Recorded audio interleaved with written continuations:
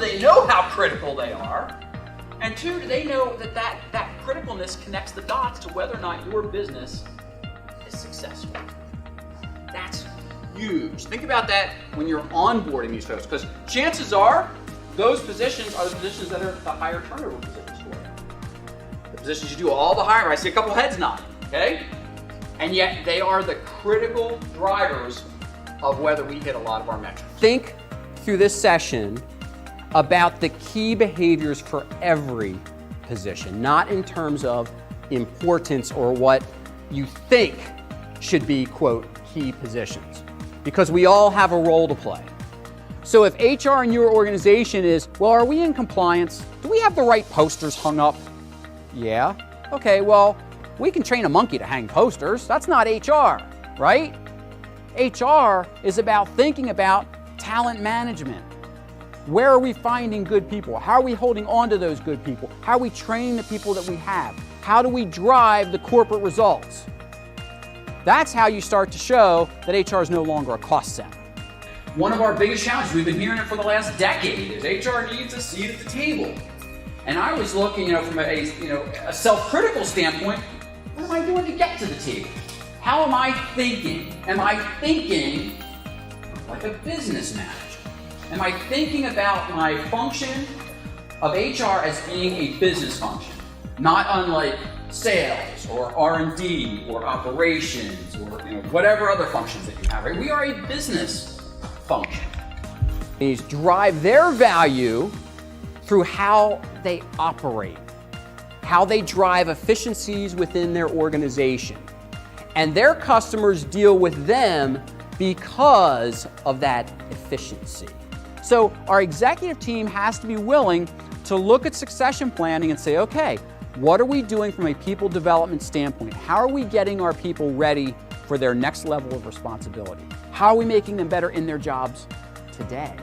That has to be a fundamental discussion that we're having on a regular basis. How about if we can start to show how the fact that, great, I can go to the board meetings and say we've got 5% turnover. And that's probably good turnover, right? Because we want some.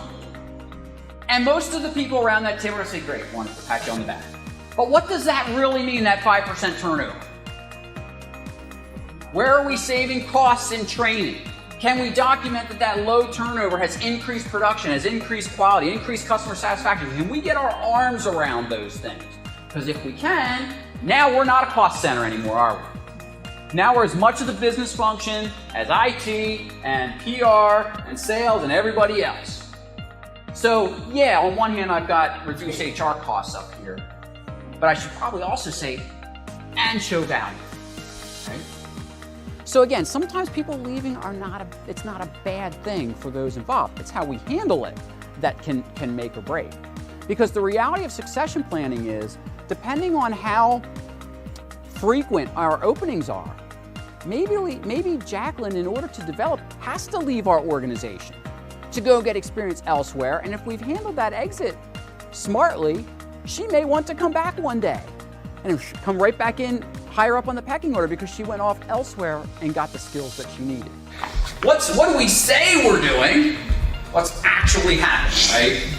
That's a critical one, and that's one that a lot of folks don't often do. They say, oh, well, I've got great procedures and policies in place. Okay, what's our adherence to those? Especially when you're dealing with folks outside of your department who are influencing those processes and those procedures. Because I think one of the biggest image challenges that we have in HR is that we are just sticklers for process. Okay? I'm a Gen Xer. Do you know anything about the generations, and I hope you do? Gen Xers don't care about process. We care about results, right? Much to the chagrin of baby boomers who like the process. So again, I'm not advocating we don't cover our tracks, we don't document. I'm not saying that. I'm just saying, does the process support the result, right? What result are we trying to get to with the process we're putting in place? And that's why we want to look at it.